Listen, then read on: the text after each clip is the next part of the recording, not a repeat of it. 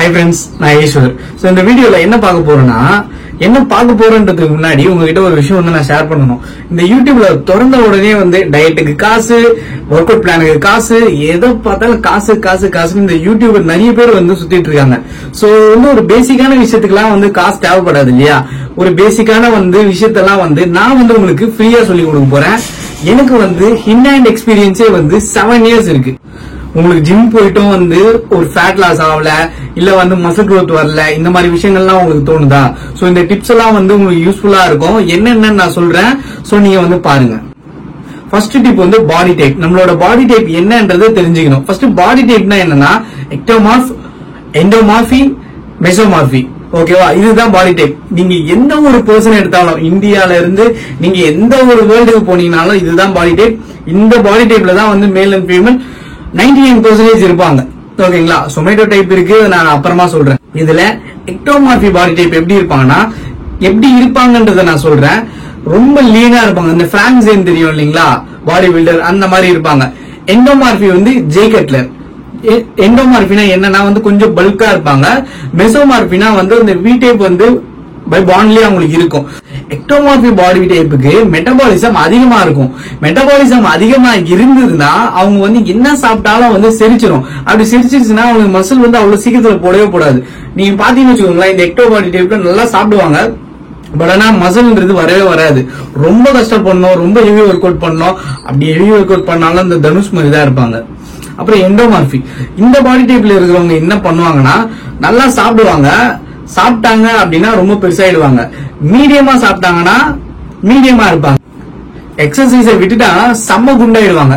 மெசோமார்ஃபி body type எப்படின்னா, சும்மா வாரத்துல ஒரு 2 நாள் எக்ஸசைஸ் போனாலே அவங்களோட ஷேப் வந்து அவ்வளவு நல்லா இருக்கும். சோ ஒரு காட் கிஃப்ட்னு சொல்லாமே. ஒர்க் அவுட்னா எப்படி போடுறதுன்றது நான் உங்களுக்கு சொல்றேன். சோ உங்களுக்கு தெரியும், என்ன ப்ரோ ஒர்க் அவுட் எனக்கு தெரியாதா ப்ரோ நீங்க கேட்கலாம். சோ ஒர்க் அவுட் எப்படின்னா, இப்போ வந்து ப்ரோ ஸ்பிளிட் தான் மோஸ்ட்லி வந்து ஃபாலோ பண்றாங்க. Chest, tri, lat, bi, shoulder, squat. Okay, இது ப்ரோ ஸ்பிளிட் ஃபைன். சோ என்ன கேட்டீங்கன்னா, நான் வந்து உங்களுக்கு பர்சனல் சஜஷன் என்ன கொடுப்பேன்னா, ஃப்ரீயா கொடுப்பேன்னா, வாரத்துல நீங்க வந்து 2 மசிலா ட்ரெயின் பண்ணிருக்கோம். அது எப்படி ஈஸ்வர்? சோ 2 மசில் தான் வந்து இன்னைக்கு செஸ்ட் போட்டு நான் நாளைக்கும் செஸ்ட் போடலாமா? அப்படி கிடையாது. இன்னைக்கு செஸ்ட் ட்ரை போடுறீங்கன்னா நாளைக்கு லேட் பை, நாளைக்கு ஷோல்டர் ஸ்குவாட். ஓகேங்களா? அதுக்கப்புறம் ஒரு நாள் லீவ் விட்டு திரும்பி chest tri, lat bi, shoulder squat. இந்த மாதிரி வந்து ஒரு எக்ஸாம்பிளுக்கு எடுத்துக்கோங்க. ஆனா நீங்க பண்ண வேண்டியது என்னன்னா வந்து வாரத்துல 2 மசில் ட்ரெயின் ஆயிருக்கணும். அந்த மாதிரி நீங்க எடுத்துக்கோங்க. ஒரு நாள் ரெஸ்ட் டே. அது ஒண்ணு வந்து தேர்ஸ்டே எடுக்கலாம், இல்ல சண்டே எடுக்கலாம், உங்களோட விருப்பம் தான். ஆனா அந்த 7 டேஸ்ல ஒரு நாளாவது நீங்க வந்து ரெஸ்ட் எடுத்துக்கணும்.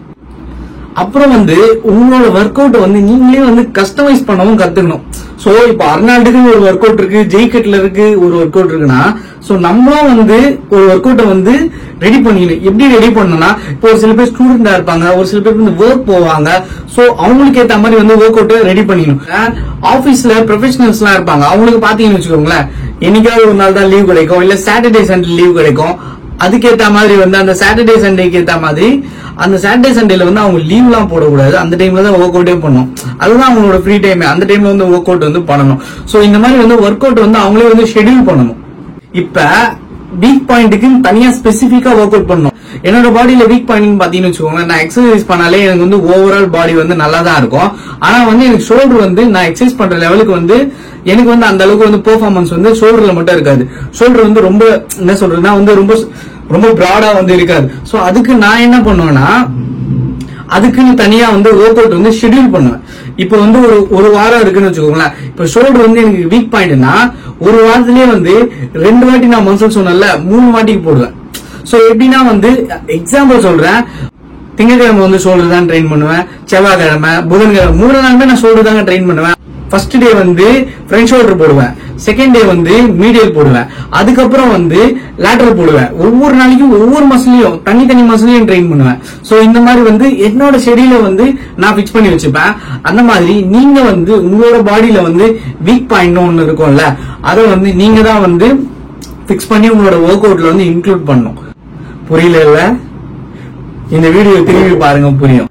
இந்த சூப்பர் செட் தான் என்னன்னு நான் சொல்றேன் இல்லைங்களா. இப்ப நம்ம வந்து ஒரு 6 மாசம் இல்ல 7 மாசம் வந்து ஃபர்ஸ்ட் ஸ்டார்டிங்ல வந்து ஒர்க் அவுட் வந்து பண்ணிட்டு இருக்கோம். நமக்கு வந்து ரிசல்ட்ஸ் வந்து அந்த அளவுக்கு கிடைக்கல, இல்ல ரிசல்ட்ஸ் வந்து நம்மளுக்கு வந்து நல்லா கிடைக்கணும் அப்படின்னா கூட இந்த சூப்பர் செட்டை நீங்க யூஸ் பண்ணலாம். எப்படின்னு சொல்றீங்க இல்லைங்களா. இப்ப நான் பைசெப்ஸ்க்கு பண்றேன்னா திரும்பி வந்து ரெஸ்ட் விடாம ட்ரைசெப்ஸ்க்கும் பண்ணணும். சோ அப்ப என்ன ஆகும்னா உங்களோட மசில் வால்யூம் வந்து நல்லா ஸ்ட்ராங் ஆகும், உங்களுக்கு ரிசல்ட் வந்து கொஞ்சம் வந்து ஃபாஸ்டரா கிடைக்கும். அதனால நீங்க வந்து சூப்பர் செட் கூட ட்ரை பண்ணலாம் உங்களோட ஒர்க் அவுட்ல. ஆனா வந்து உடனே நீங்க ட்ரை பண்ணுமான்னு கேட்டா கிடையாது. ஒரு 6 to 1 year கூட ஆகலாம், அதுக்கப்புறமா கூட நீங்க ட்ரெயின் பண்ணலாம். அதுவே வந்து ஒரு நல்ல பெனிஃபிட் தான் கொடுக்கும். ஏன் ஈஸ்வர் நம்ம உடனே ட்ரெயின் பண்ண முடியாதா நீங்க கேட்கலாம். நீங்க சாதாரணமா எக்ஸசைஸ் பண்ணாலே கை கால்லாம் பிடிக்கும், சூப்பர் செட் எல்லாம் போட்டீங்கன்னு வச்சுக்கோங்களேன், அவ்வளவுதான் முடிஞ்சு. அதனால வந்து கொஞ்சம் எக்ஸ்பீரியன்ஸ் வந்துட்ட பிறகு அதுக்கப்புறமா நீங்க வந்து சூப்பர் செட் எல்லாம் ட்ரை பண்ணலாம், உங்களுக்கு வந்து ஒரு பெனிஃபிட்டா தான் இருக்கும். ஈஸ்வர் எந்த ஃபுட் எடுத்தா வந்து வெயிட் லாஸ் ஆகும் அப்படின்னு நீங்க கேக்குறது எனக்கு புரியுது. சோ வெயிட் லாஸ் ஆகும் அப்படின்னா நம்ம வந்து என்ன ஃபுட் எடுக்கணும்ன்றது பதிலா என்ன தெரிஞ்சுக்கணும்ன்றது நீங்க கேளுங்க. இப்ப என்னோட பாடி வந்து நான் கன்சியூம் பண்றது பாத்தீங்கன்னா வந்து 2500 கலோரிஸ் வந்து நான் கன்சியூம் பண்றேன்னு வச்சுக்கோங்களேன். என்னோட பாடி வெயிட்டுக்கு வந்து நான் ஒரு 2500 கலோரிஸ் நான் கன்சியூம் பண்றேன்னா லேமன் டேர்ம்ஸ்ல வந்து பாத்தீங்கன்னா எல்லாருக்கும் புரியுற மாதிரி 2500ல இருந்து ஒரு 500 to 600 கலோரிஸ் நான் டிராஸ்டிக்கா குறைச்சேன்னா எனக்கு வந்து பாடி வந்து வெயிட் லாஸ் ஆகும். இதுதான் வந்து பேசிக்கான திங்க. இந்த வெயிட் லாஸ் பண்றதுக்கு வந்து நான் என்னென்ன எடுத்துப்பேன்னா வந்து சைட் ஸ்நாக்கா வந்து குக்கும்பர் எடுத்துப்பேன், கேரட்ஸ் எடுத்துப்பேன், அதுக்கப்புறம் வந்து சாக்லேட் ஓட்ஸ் இல்ல ஒயிட் ஓட்ஸ் எடுத்துப்பேன். சோ இதெல்லாம் வந்து என்னோட டயட்ல நான் ஆட் பண்ணும்போது எனக்கு வந்து ஃபேட் லாஸ் ஜர்னிக்கு வந்து நல்லாவே ஹெல்ப் பண்ணும். அதேதான் வெயிட் கெயினுக்கு கொஞ்சம் டிஃபரெண்ட் ஆகும். வெயிட் கெயினுக்கு நான் என்ன சஜஸ்ட் பண்ணுவேன்னா, இப்போ உங்களோட ஐடியல் பாடி வெயிட்டுக்கு உங்களோட கலோரிஸ் வந்து எக்ஸாம்பிள் ஒரு 2500 இருக்குது அப்படின்னா, எக்ஸாம்பிள் ஒரு 2500 அப்படி இருக்குதுன்னா 3500 or 4000 5000 கலோரிஸ் அந்த மாதிரிலாம் நீங்க சாப்பிட்டீங்கன்னா நல்ல பாடியில வந்து வெயிட் வந்து கெயின் ஆகும், பாக்குறதுக்கு நல்லா பல்கா தெரியுங்க. சோ இவ்வளவுதாங்க விஷயம். சப்ளிமெண்ட் சொல்லுவாங்க, அதெல்லாம் கிடையாதுங்க. நம்ம வீட்டுல சாப்பிடுற சாப்பாடு இருக்கு பாத்தீங்களா, அதுவே வந்து வெயிட் கெயின் தான். நம்ம இந்தியால வந்து நம்மளோட ரைஸே வந்து நம்மளோட அன்றாட சாப்பாடே வந்து வெயிட் கெயின் ஃபுட்ஸ் தான். அதனால இந்தியால வந்து ஒபிசிட்டி அதிகமா இருக்கு. சோ நீங்க வெயிட் கெயின் பண்ணணும், ஒல்லியா இருக்கிறவங்க கொஞ்சம் பெருசா ஆகணும்னா நீங்க வந்து ரைஸ் வந்து அதிகமா கன்சியூம் பண்ணலாம். ஈஸ்வர் அப்புறம் மசில் க்ரோத்துக்கு அப்படின்னு நீங்க கேட்டீங்கன்னா, மசில் க்ரோத்துக்கு என்னன்னா நீங்க வந்து இப்ப உதாரணத்துக்கு வந்து ஒரு பர்சன் வந்து 80 kg இருக்காரு அப்படின்னா 80 kgக்கு வந்து அவர் 80 கிராம் ஆஃப் புரோட்டீன் வந்து ஜெனரலா சாப்பிடணும். ஒயிட் எக் எடுத்துக்கலாம், எக்ல பாத்தீங்கன்னா 6 கிராம் ஆஃப் புரோட்டீன் இருக்கு, வெறும் ஒயிட்ல 3 கிராம் இருக்கு. அப்புறம் புரோட்டீன்ஸ்ல வந்து நீங்க சிக்கன் எடுத்துக்கலாம், மட்டன் எடுத்துக்கலாம், பீஃப் சாப்பிடுறவங்க தான் பீஃபும் கூட எடுத்துக்கலாம், அதெல்லாம் நல்ல புரோட்டீன் தான். Body weight into 2 gram of protein எடுத்தா மட்டும்தான் வந்து உங்களுக்கு வந்து ரிசல்ட் தெரியும். சோ அதனால வந்து 80 kg இருக்கிறவங்க வந்து 160 கிராம் ஆஃப் புரோட்டீன் எடுத்தாதான் அவங்களுக்கு வந்து ரிசல்ட் தெரியும். அப்புறம் வந்து உங்களோட கலோரிஸை வந்து நீங்க ட்ராக் பண்ண கத்துக்கணும். எப்படி ட்ராக் பண்றது அப்படின்னா, இப்போ வந்து நம்ம மார்னிங் வந்து ஒயிட் ஓட்ஸ் சாப்பிடுறேன், அதுக்கப்புறம் மதியானம் வந்து சாப்பாடு சாப்பிடுறேன், சாயங்காலம் வந்து ஸ்நாக்ஸ் ஏதாவது சாப்பிடுறேன், இந்த கடலை அந்த மாதிரி சாப்பிடுறேன், திரும்பியும் நைட் வந்து ஒயிட் ஓட்ஸ் சாப்பிடுறேன். இப்போ வந்து நான் என்ன பண்றேன்னா, என் ஃப்ரெண்டு வந்து பிரியாணி கொடுத்தானா நான் சாப்பிடலாமான்னு கேட்டேன். என்னைக்காவது ஒரு நாள் சாப்பிடணும்.